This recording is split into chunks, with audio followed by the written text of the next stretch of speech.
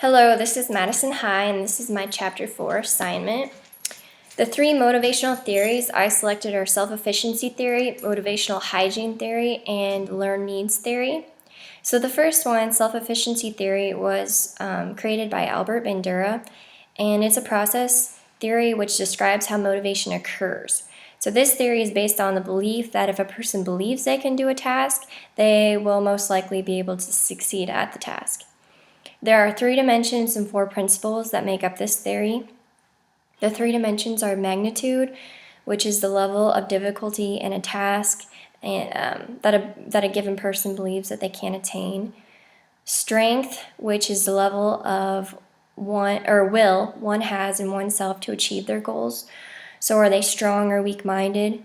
Generality, which is the level by which one's belief is used across many different situations.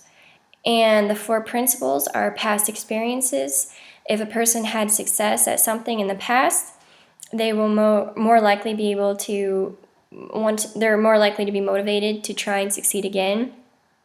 Vicarious experience, which is seeing others succeed at a task, will most likely increase your chances of thinking maybe that you can succeed at it too. Verbal persuasion, which is being able to verbally persuade a person into thinking something is possible. And emotional cues. We're trying to stay away from negative symptoms such as nervousness, sweaty palms, pounding heart. We can psychologically tell if a person is more likely to fail if they do show these cues. Some strengths of this theory are that if you believe in yourself, you're more likely to achieve it. So people with higher self-confidence will work harder to achieve the goal, to finish the task. Weaknesses are, and this can be for any administrator, teacher, student, if you set expectations too high for yourself, sometimes you're kind of setting yourself up for failure. And people with low self-confidence will be less effective in performing the task. So I chose this theory because it really stuck out to me because I can see how it really relates to my students and myself as a teacher. I try to motivate my students in many different ways, and I always start off the year by building up my math students' confidence and make them feel like they are very good at math. I also focus on finding the students who may have low self-confidence in their math skills and try to work on them and make them believe that they can do this. So for example, we have 90-minute classes, so we have block scheduling, and we have 30 minutes of that time has to be dedicated to homework time. So during that time, I take about 5 students or so who are maybe kind of lower and have some low self-confidence in their math ability, and I take them and I work with them in a group at a table. And I've really noticed that by having this group time, their self-confidence has gone way up and they're excited to do math. And it really shows because on their maps and their NISA, their scores went way up, and it makes me feel really good that students who came in a little unsure of themselves now have the confidence and they really like math. So because I teach middle school, I also focus on encouraging students to like and enjoy math, because this experience could create their mindset for the rest of their academic career. I also use the concept of if you can do it, then if like they see one student doing it, then they think, well, maybe I can do it too, because we're the same age, and so I use that part of that theory on this with my students.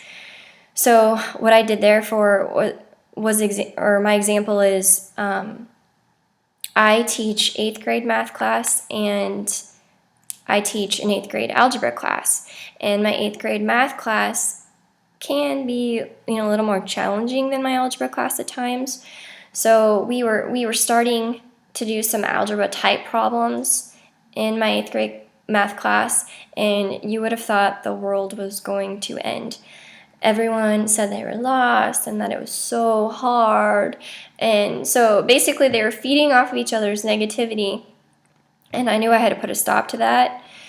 So when you compare that class to my algebra class was absolutely amazing. We flew through the book, and they had positive attitudes. They had very high self-confidence. When I taught, you could hear a pin drop on the floor when I was explaining a new lesson, because they were just that focused and that intent on learning. So what I did is I took half the 8th grade math class and half of the algebra class, and I partnered them up with someone from the other class. I did this because there's only one of me in the classroom with my 8th grade math students, but if you look in my algebra class, there's 16 of them that are phenomenal at algebra. So I was like, well, I should take those and put 16 teachers in the room instead of just me, and have them teach their fellow students, their classmates. And what I noticed was that there was a huge difference from my 8th grade math class. Their attitudes. There was absolutely no complaining. They were kind of like, well, if they're the same age as me, then I can do this too, and I'm not going to complain because they're not complaining. The algebra kids were telling their partners, hey, I can help you. I'm good at math. Let's get this done. And the 8th grade math students were like, okay, all right, we can do this. So it was pretty amazing to walk around the room and watch this. So my question is for you is, using the self-efficiency theory, what are some ways you motivate your students? Okay, moving on to my second theory, which is motivational hygiene theory by Frederick Herzberg. So as an administrator, I believe it's important to understand what ways you can positively motivate your employees. I know you can't please everyone, but it's more important to be aware of situations that cause employees to be pleased or dissatisfied with their jobs. So Herzberg's theory suggests 2 motivating factors. There's motivators, which increase an individual's overall job satisfaction, and then there's hygiene factors, and they provide no satisfaction.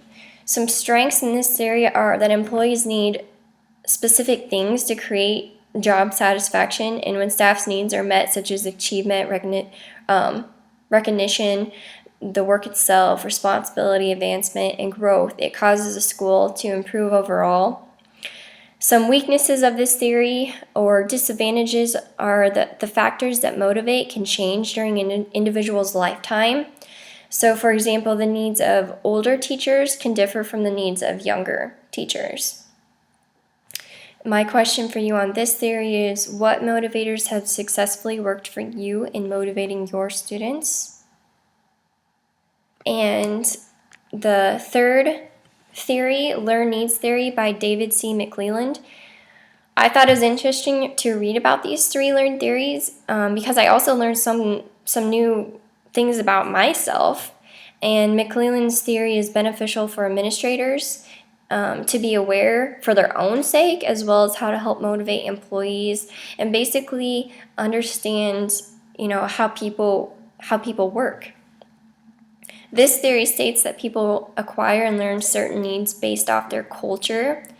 3 of these learned theories are the need for achievement, the need for affiliation, and the need for power.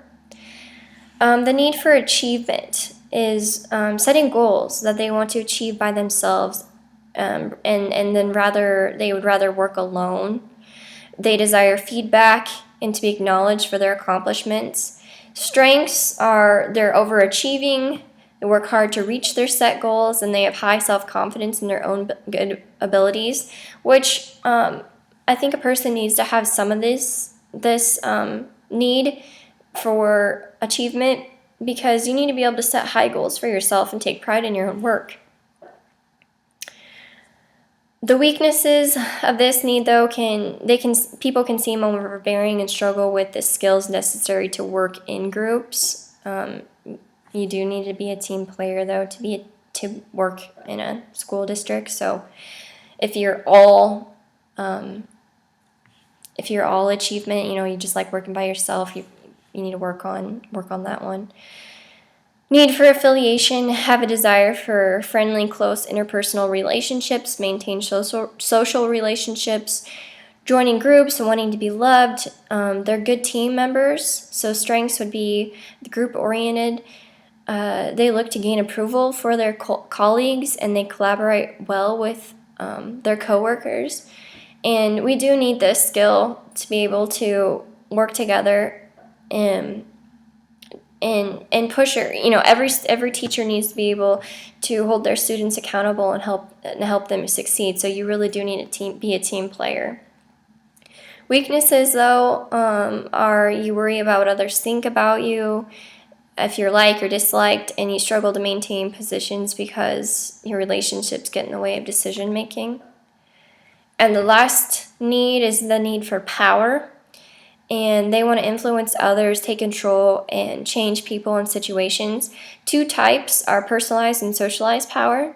Personalized power is used for its own sake, or for someone's own sake and personal interest. And socialized power is being concerned for others, and they want to be useful and a part of what's trying to be accomplished. So the strengths of this one are the desire to influence others and they can persuade people. They motivate and work hard to be good leaders. And teachers are the ones in control of their classroom, and administrators in charge of the school. And so hopefully they are using socialized power, because we do need strong leaders in the classroom, as well as who's running the school in our school district. The weaknesses, though, are controlling others can get in the way of giving maximum performance, and it can be sometimes difficult to get along with others. So those are the three needs for this theory. And my question is, as a teacher, how would you deal with a student who has a high need for power? Okay, so that's my assignment. I look forward to hearing your thoughts and hearing what you guys have to say too. Okay, thank you.